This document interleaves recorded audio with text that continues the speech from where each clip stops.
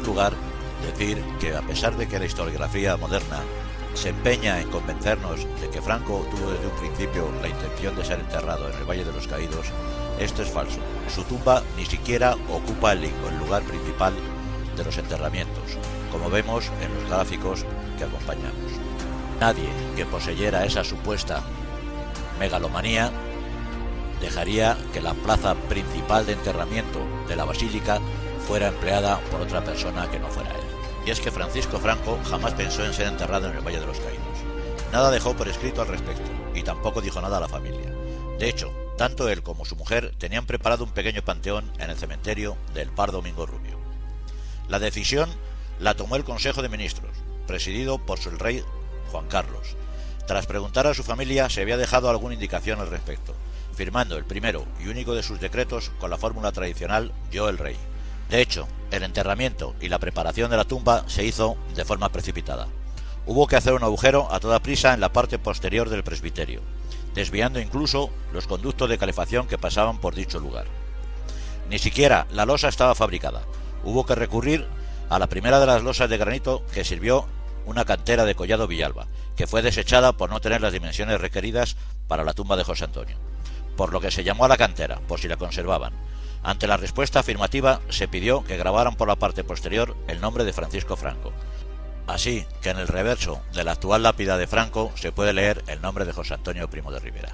El Valle de los Caídos se hizo, como nos dicen ya en el decreto del año 47, para enterrar a todos los caídos en la guerra civil, tanto de un bando como otro. Lo que se intenta con este edificio es sobre todo un lugar de unión para tanto unos como otros y un lugar para perpetuar la memoria de lo que había ocurrido en un momento dado y que todos ellos bajo esta magnífica cruz quedasen protegidos.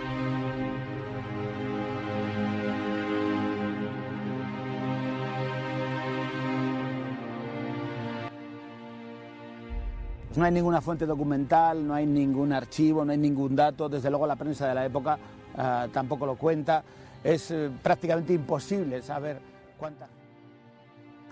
Y el que tenga dudas de tipo histórico, bueno, pues yo le invitaría a visitar los archivos militares de Ávila, donde aparecen los batallones de trabajadores y sus destinos. Le invitaría también a visitar otro tipo de archivos militares en Guadalajara, en Toledo, e incluso le invitaría a que visitara, ahí puede tener más problemas por los permisos, pero los tribunales de cuentas han recogido sistemáticamente todos los años lo que cobraban los presos. ¿Y en concepto de qué? Valle de los Caídos se llama el fondo, que estaba y está en el archivo del Palacio Real de Madrid, y es un fondo, como dice Javier, bastante desconocido. No es que no hayan ido investigadores, algunos han pasado por allí.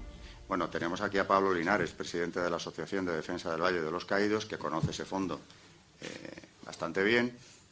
Nos hemos encontrado allí de vez en cuando con algún investigador que no sé muy bien lo que ha hecho con el fondo, porque desde luego no lo ha dado a conocer.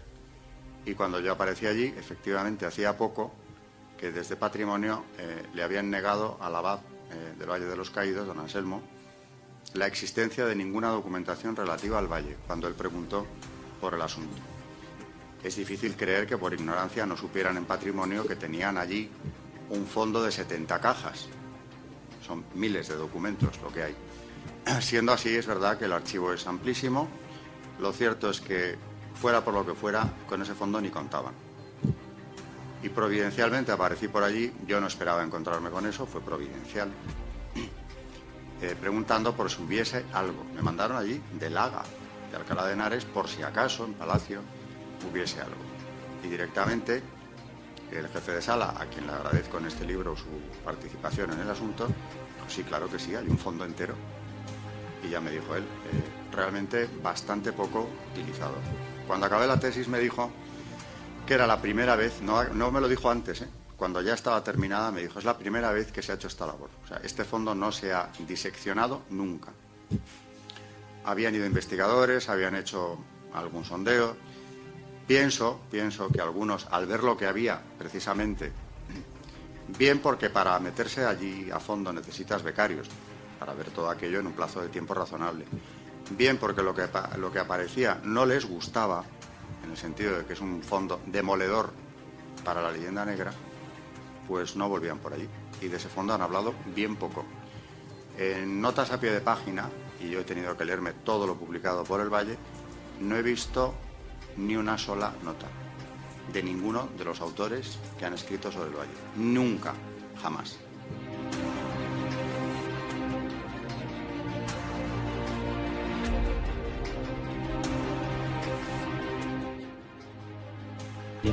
Dario Rubio, que también fue detenido, acabó, al igual que Andrés, trabajando en la construcción de la carretera que conduce hasta la Cruz de la Santa Basílica del Valle.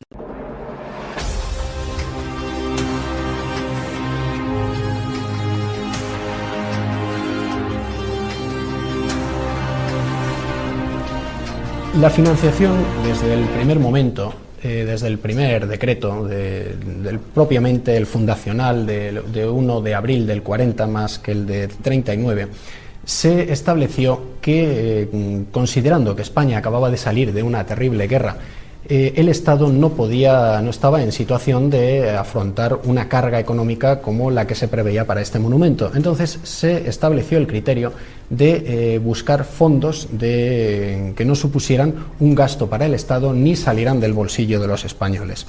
En este sentido, se determinó aplicar los fondos sobrantes de lo que era la suscripción nacional, es decir, aquellos fondos, aquellos bienes recaudados de donaciones particulares que habían realizado diversas personas para la financiación del bando nacional.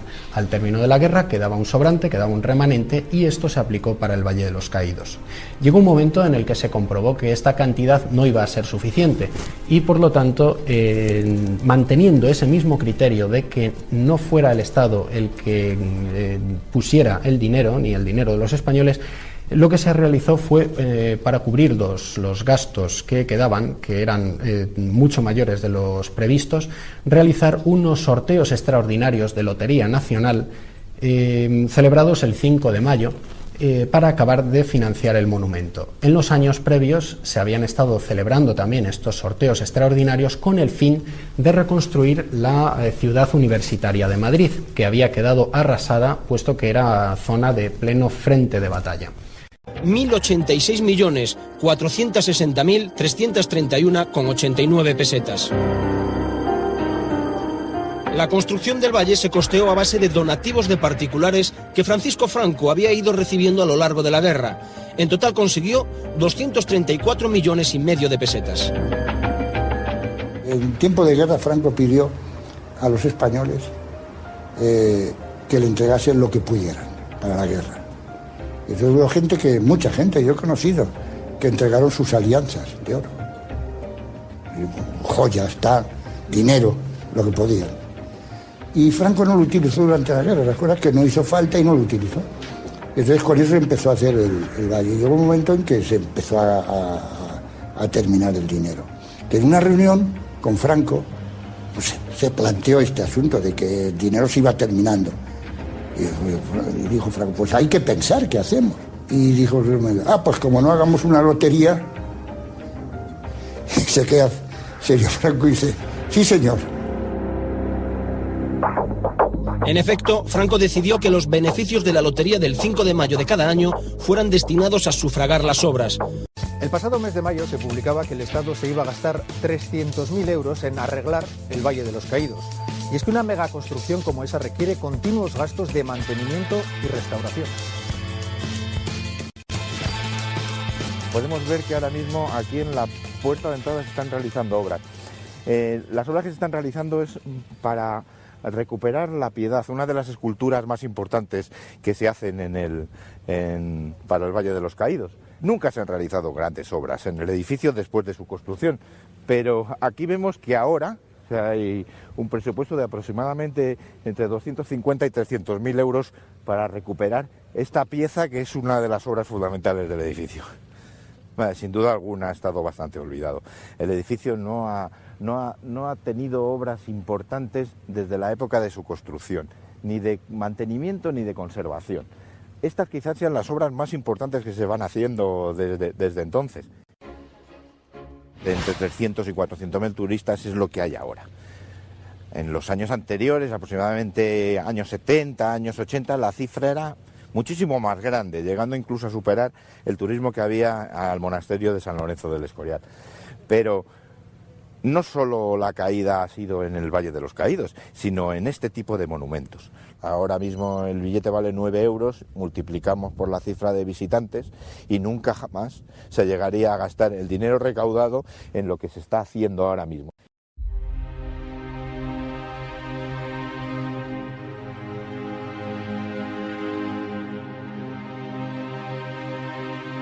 Se ha especulado mucho en relación con todo esto también qué número de presos existió trabajando en el Valle de los Caídos. Se ha lanzado la cifra totalmente desorbitada y sin ningún fundamento documental de 20.000 presos. Algún historiador más aficionado propiamente ha especulado una cifra más a la baja de 6.000, 7.000. Pero con los datos en la mano, con los documentos en la mano, sabemos que a lo sumo no pudieron oscilar más que entre 700 y 2.500 y que en realidad no sobrepasarían los 1.000. Cabría pensar, digo, entre 700 y 2.500, puesto que estuvieron trabajando en 3 destacamentos de trabajo correspondientes a 3 empresas que trabajaban en la construcción del monumento: Molán, San Román y Banús. Banús fue la primera que comenzó llevando presos. Dado que en momentos en que estaban trabajando al mismo tiempo, los momentos en los que mayor cifra se alcanzó fue de unos 500 a la vez, en las ocasiones más habituales no pasaban de 200 o 300 presos. Teniendo en cuenta la redención de penas que iban pasando varios, se puede hacer ese cálculo que digo de 700 a 2.500. Ahora bien, por un dato que incluso recogió la revista Redención, que fue el primer periódico semanario elaborado y publicado por presos en todo el mundo, el semanario Redención, en 1947 daba la información de que en el Valle de los Caídos en ese momento existían 295 presos trabajando y hasta el momento habían pasado 800. A partir de este cálculo y de otros datos, cabe suponer que la cifra no pasó de 1.000. Y además hay que tener en cuenta que la mayor parte de las personas que estaban trabajando en el Valle de los Caídos era personal libre. La palabra. En primer lugar, las obras del Valle duran 20 años, prácticamente 20 años. Se inician en el 40 y se acaban en el 59, aunque quedaban flecos todavía. En esos años, trabajadores penados hubo solamente durante 7, así que ya empezamos por ahí. ¿El Valle lo construyen los presos? En una parte, pero solo en parte. Durante los 3 primeros años de las obras no hay ni un solo preso, porque hasta el 43 no llegan, y desde el 50 tampoco los hay, por la sencilla razón de que se les indulta a todos. Los últimos presos que aún había, que eran bastante pocos, por cierto, quedan indultados. Eso lo hemos visto en las nóminas, en los destacamentos penales. De repente, ciertamente, en el 50 se disuelven. Por una parte es eso, en el tiempo, presos construyen el Valle hasta cierto punto. Por otro lado, también es interesante ver la proporción, y de ellos depende, fluctúa. Hay veces en que tenemos casi el mismo número de presos que de libres, a veces predomina un grupo o bien el otro, vienen a ser en torno a la mitad, a veces un poco más. Yo siempre digo que además la cuestión del número de presos es lo de menos, porque si hubiera habido más, pues más que se habrían beneficiado de las ventajas de ir allí, porque ya no se trata de que hubiese 2.000, 3.000 o los 20.000 de los que se ha hablado, que es una cifra realmente demencial, sino que yo creo que donde hay que poner el acento no es en el número, sino en cómo estaban allí, en cómo se les trató. Porque como también digo en este libro, si en vez de ser, 20.000 ni de broma, en todos los años que duró aquello, la cifra más oficial que tenemos, la más creíble, es de 3.000 personas en total. En total. Es lo que dice el Consejo de las Obras. Tampoco me importa demasiado cuántos pasaron por allí, porque el mismo Consejo, dice que como esto lo contrataban o lo llevaban las tratas, es bastante difícil hacer un cómputo exacto de toda la gente, libres o no, que pasaron por allí. Pero lo interesante es ver qué les deparó su destino al llegar al valle. ¿Qué supuso para ellos? En primer lugar, cobran el mismo salario. Y eso sí que yo, que veía aquello como ese mosaico difuso, una mañana en el archivo de Palacio me encuentro un documento que me dejó estupefacto, que es un alegato de Juan Banús, hermano de José, una de las contratas del Valle, donde dice que viene a insinuar que habrá que reconsiderar quizá las condiciones que tiene con el Consejo de las Obras, porque claro, de cuando él empezó aquello a ese año eran muy pocos años. Pero él de lo que habla es que la legislación social del franquismo iba a tal velocidad, y hace un recuento de los seguros sociales, que claro, como todo eso lo tiene que pagar él, claro, no eran las condiciones con las que él contaba, empezando por ahí. Y luego, de pasada, simplemente, cuando se pone a hacer números, eso lo da por hecho, no lo cuenta ni siquiera como algo sorprendente, pero sí que queda claro que están cobrando los presos el mismo salario que los otros, con una diferencia de algunos céntimos. Pero son en torno, los peones, que son los que menos ganan, en torno a 10 pesetas. Lo mismo libres que penados. Diarias, claro. Lo cual, por cierto, es un salario para la época normal y mejor que en muchos otros sitios. La prueba es que un 40 o 50% de los trabajadores son libres que se han ido hasta allí a trabajar por ese salario.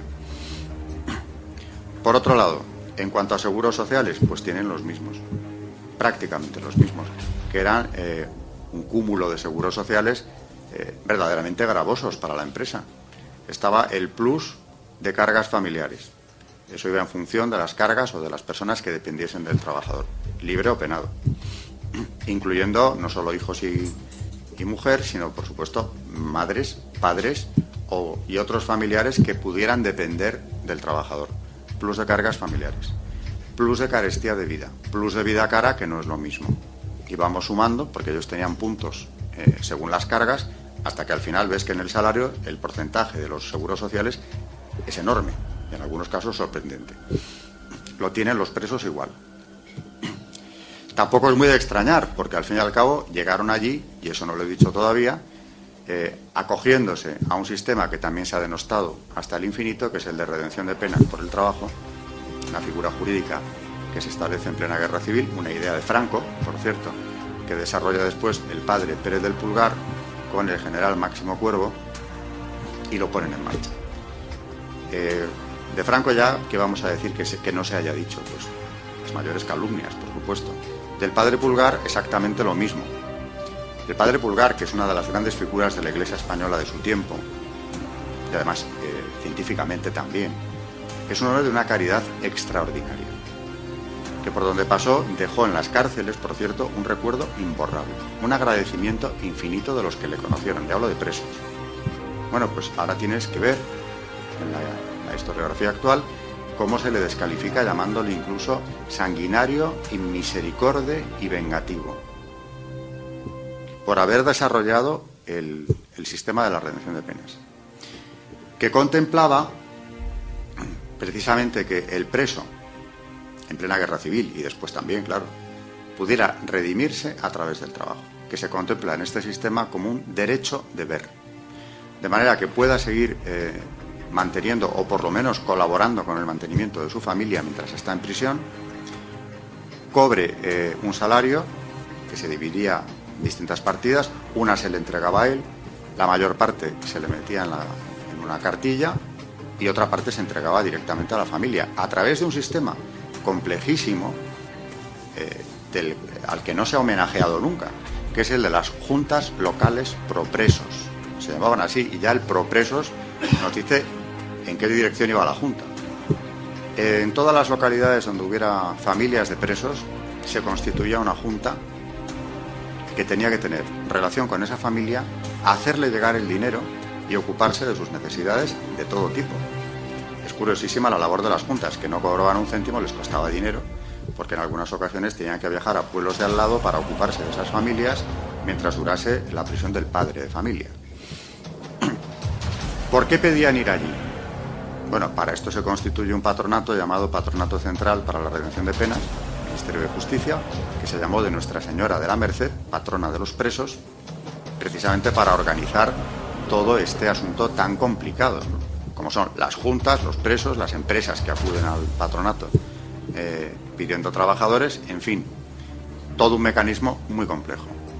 Pedían ir allí y, de hecho, ni uno solo llegó sin pedirlo, porque era un trámite inexcusable. Presentar una instancia con los datos del preso, la prisión en la que se encuentra. También tenían que explicar muy bien, porque había grupos, estaban clasificados por grupos, a qué se habían dedicado, cuál era su especialidad, en qué se les podía emplear. Y si cubrían todos estos requisitos, iban a parar allí o bien a donde pidieran, porque en otras ocasiones no toda la reducción de penas, ni mucho menos, se empleó en el Valle de los Caídos.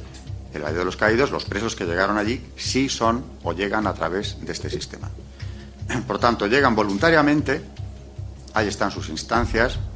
Pablo me ha localizado alguna, por cierto, que no es nada fácil, porque no aparecen con frecuencia, pero las hay, por supuesto. Y lo que sí es que no hay un solo preso que no reconozca, de los que han sido entrevistados, que lo solicitó, que hizo su instancia y que lo solicitó por motivos obvios. Eso incluso en los autores adversos al franquismo está recogido. En el caso de Lausín, ¿cómo se llama el autor? Por Dios, el de Sueiro. En el caso de Sueiro aparece claramente como él, cuando entrevista a los presos supervivientes del Valle de los Caídos, recién muerto Franco, creo que es en el 76, pues todos ellos reconocen sin ningún problema haber llegado hasta allí porque lo pedían, y explican por qué lo pedían, o sea, nunca lo han negado. Yo siempre digo que cuando los presos hablan, en el caso del Valle, la leyenda se cae en pedazos, aunque no quieran ellos. Es decir, no es que nos encontremos con un conjunto de presos radicalmente franquistas, ni mucho menos, ¿no? Tampoco son lo contrario, generalmente. Pero en cuanto cuentan algunas, no todas, algunas experiencias personales, la leyenda se cae. Caso ya del primer libro, por supuesto, los testimonios de estos hombres son unánimes. Lo piden, cobran salario, en fin, todo esto que llevo dicho, lo cuentan ellos. Luego Fernando Olmeda, que también es visceralmente antifranquista, cuando habla con hijos de aquellos presos, vienen a contarle, confirmarle exactamente lo mismo. Así que de esclavos, nada, por supuesto. Y luego además, aparte de llegar allí como pidiéndolo, como llegaban los libres, de cobrar sus salarios, etcétera, hay ventajas extraordinarias que tuvieron por ir allí. En el Valle de los Caídos funcionaron unos poblados para los obreros, libres y penados, de los cuales muchos solicitaron y consiguieron llevar allí a sus familias. Yo me centré mucho en la investigación en este aspecto, en la vida de estos trabajadores y de sus familias allí.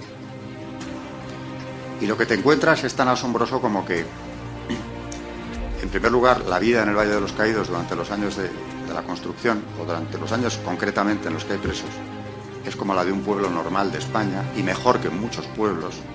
Y esto aparece confirmado por muchísimos testimonios que se recogen y que están en mi tesis y en el libro. En ese mosaico de documentos que van formando la verdad del Valle, he encontrado cosas asombrosas. Por ejemplo, en algunas de estas viviendas de los presos, también de los libres, resulta que había niños en acogida. Niños cuyos padres, que eran libres y vivían en pueblos o ciudades fuera de allí, claro, los mandaban al Valle para que sus parientes, tíos o abuelos se hicieran cargo de los niños para aliviar las cargas familiares, y lo explican ellos así. Mi contribución a las cargas familiares es que me he traído aquí a un sobrino, a 2, a un nieto, a 3, y los tienen ahí. Así que, hijos de familias libres resulta que van a parar al Valle. Claro, esto hay que verlo con detenimiento. Cuando empiezas a verlo y ves que no es un documento aislado, pues, o sea, que aquí hay una población, de momento hay una población infantil considerable, cuya familia los ha enviado allí, sin necesidad aparente. Luego, claro, la necesidad era que los mantuviera el señor que trabajaba en el Valle de los Caídos, ¿no? Por otro lado, yo he puesto el acento mucho en la tesis y en el libro en un aspecto que me parece esencial, y es las peticiones de los presos. Cuando piden los trabajadores, por ejemplo, una vivienda en uno de los poblados, o un cambio de vivienda porque le conviene más un poblado que otro, lo que alegan siempre es que quieren estar más cerca de la suegra o de un hermano que está en otro poblado. alegando que la suegra ya es mayor porque tiene 60 años, dicen en uno de los documentos, y claro, hay que atenderla. Por ejemplo, en varias ocasiones lo que dicen es que se van a casar allí en el valle, con chicas que estaban allí por las mismas razones, porque son familia de presos, generalmente presos, que habían ido a vivir allí y sus padres o hermanos se las habían llevado, como el caso de Cantelar, cuya hermana se casa en el valle. Eso no lo cuenta, no cuenta toda la trayectoria de la familia Cantelar, ni en el libro primero, ni en el libro de Olmeda, ni en ninguno, no aparece esa historia. En el valle está reflejada en la documentación. Piden las viviendas por eso, o bien porque dicen que a fin de poder reunir a todos sus hijos necesitan una más grande, porque había más de un tamaño de vivienda. Y claro, cuando empiezas a ver que, por cierto, todos estos documentos, generalmente, en la inmensa mayoría de los casos, pone detrás concedido. El regidor del Valle escribe en lápiz rojo siempre, concedido. Claro, dices, lo que están alegando estas personas para que se atienda su petición son razones siempre de humanidad. Luego, el trato que están recibiendo allí no es ni mucho menos ese trato vejatorio, durísimo, extraordinariamente casi mortífero, ¿no?, que justificaría los miles de muertos del Valle, que esa es otra en la que entraremos, ¿no? Alguien que pide esto, estar más cerca de su suegra o de un hermano o una casa más grande para reunir a todos los hijos, es alguien que está viviendo allí una realidad en la que sabe que eso se va a tener en cuenta. Y además no se equivoca porque sistemáticamente se concede. Hay aquí en el libro un capítulo que considero realmente revelador dentro de todo el conjunto de los más reveladores, que es el de los veraneos del Valle. También confieso que hasta yo mismo, afectado de prejuicios por el ambiente, cuando llego y me encuentro otro de estos documentos definitivos, me chocó, no me gustó la redacción del documento, porque el regidor, que era un bendito, un guardia civil retirado, don Faustino de la Banda, un bendito con el que hacían lo que les daba la gana, por cierto, dice en un oficio que manda a las contratas para que lo distribuyan: el Valle de los Caídos, dicen en el verano del 50, no es un punto de veraneo. Y dices, qué barbaridad tratarles así a esta pobre gente. Esto lo descubrí pronto, luego ya no me hubiera extrañado. Y claro, no era una fanfarronada ni un desafío del regidor, porque en ese mismo oficio dice que se les explique, a partir de ahí, quién está en casa de cada uno de los trabajadores, por qué los tienen ahí, por cuánto tiempo, en fin, una serie de requisitos. No dice que no puedan estar, pero que expliquen. Y que además, a partir de esa fecha, puesto que esto viene sucediendo todos los veranos y hablan de vacaciones ellos mismos, pues que a partir de ahí lo soliciten en vez de meterles. Es decir, que hasta el 50, en los primeros años, las familias, incluso amigos, iban en verano y se instalaban allí como en un pueblo de la sierra a veranear, porque ellos hablan de vacaciones, sin autorización de nadie. No, es que ni se tramitaba la autorización. En el 50 ya se pone esta cláusula y entonces te encuentras con que es cierto. Porque en las cartas que empiezan a enviar al regidor, todos ellos dicen lo mismo. Tengo en mi casa, dice el padre del actor Francisco Raval, a una niña de 15 años que es hija de la madrina de mi hijo, o sea, una amiga, que viene todos los años. Un abuelo escribe que tiene a 3 nietos, que también van todos los años, por el calor del estío, dice él. Sí, claro, el calor del estío pues está mejor en el valle. Muy natural, otra vez más, las razones de humanidad. Otro dice que no dice nada, que los tiene ahí y que los va a seguir trayendo, que pide la autorización, pero no justifican. Muchos de ellos no justifican por qué, sino que vienen y quieren que sigan viniendo. Y hay un caso muy llamativo, que es el de un recluso, porque claro, podrías pensar, bueno, estos deben ser trabajadores libres los que piden, bien conceptuados por sus empresas, que por tanto les avalan. Y no. Después de 7 años investigando, yo ya me conozco a los trabajadores penados por el nombre y por todas las circunstancias. Resulta que la mayoría de los que hacen las solicitudes son presos, o antiguos presos, que esa es otra. Al terminar su condena, se quedan allí. Piden quedarse y se quedan.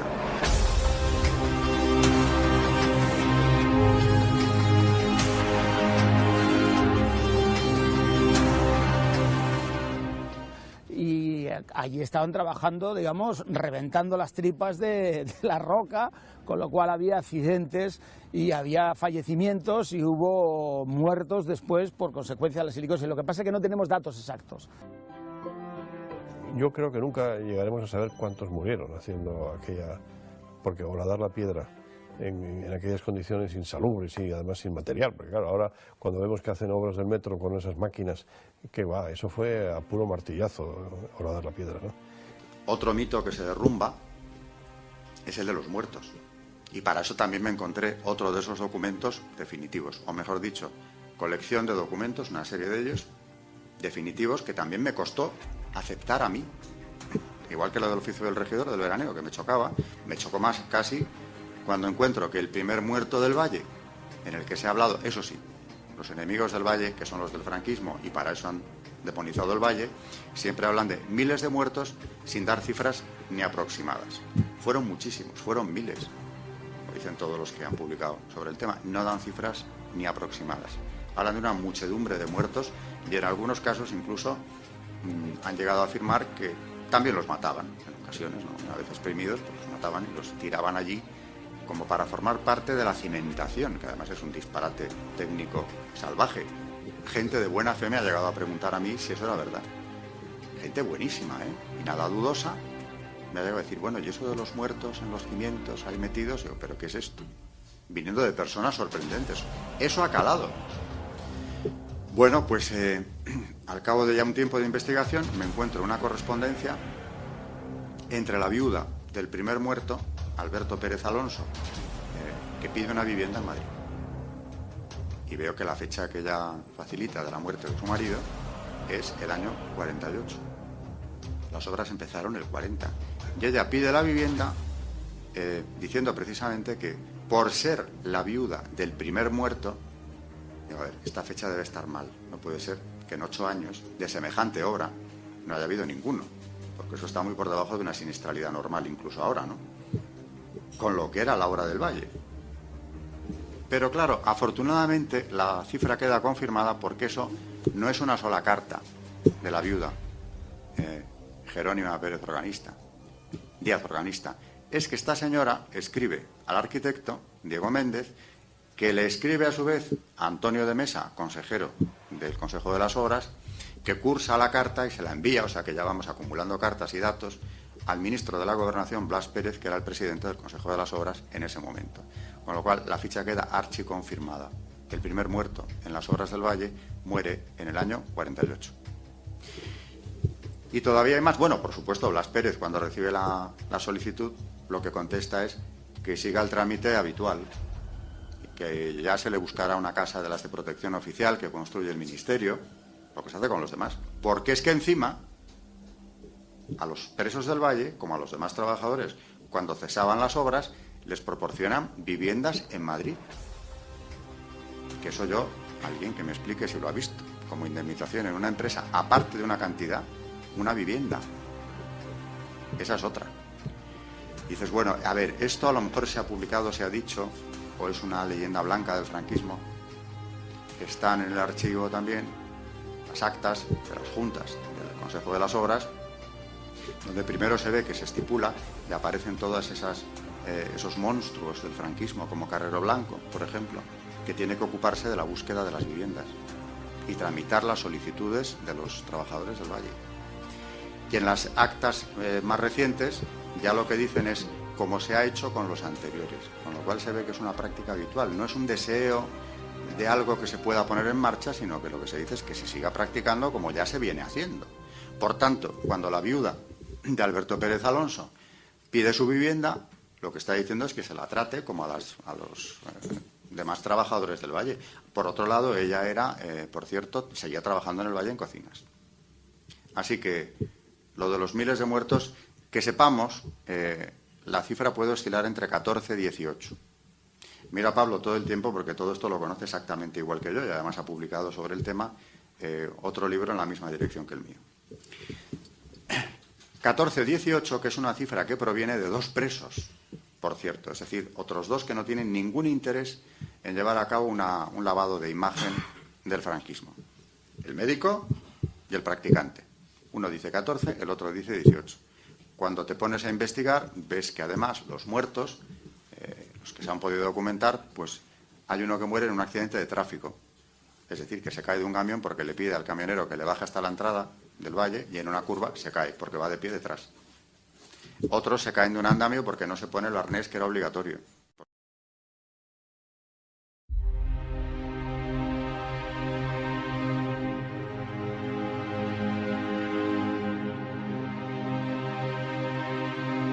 Otro mito que se cae al investigar es también el de los presos políticos. Yo acabo de llamarles así porque la propia legislación, la documentación del franquismo habla de presos políticos, precisamente porque les trata con un respeto exquisito a los presos del Valle y a los que están en esas situaciones. Pero hace mal, porque ha llamado a confusión. No son presos políticos o lo que nosotros entendemos por tal cosa. Son presos con delitos de sangre gravísimos. Diego Méndez, el arquitecto, también dice, cuando se le entrevista, en aquella época, que sí, que muchos de ellos habían hecho crímenes inimaginables, que tenían varias condenas de muerte detrás, que por cierto, al investigar esto, otra sorpresa. Muy pocos españoles saben que después de la guerra, Franco organiza unas juntas de revisión de sentencias por las cuales 16.000 condenas de muerte dictadas en la guerra civil son conmutadas. 16.000. Porque el propósito era revisar todas las sentencias de los consejos de guerra, no fuera a ser que a lo mejor con el calor de la contienda se hubieran impuesto sentencias excesivamente rigurosas, enmendar la plana a los tribunales militares. Y se revisan. Miles de sentencias de muerte, por tanto, incluso ya en la guerra había pasado, habían sido conmutadas por la de 30 años de prisión. Los 30 años de prisión, cuando luego se acogen a la redención de penas, eso lo reconocen unánimemente también, se quedaban cuando llegaban al Valle en 5, 6, 7 años o menos. Porque el caso del Matacuras, que es emblemático, ese en el 46 es un hombre libre. Y ese había pasado por 2 consejos de guerra. El Matacuras es un personaje muy famoso en el Valle, del que se hablaba mucho, pero del que no se sabía ni el nombre, porque ni los monjes que lo tuvieron de portero recordaban nada más que se llamaba Justo.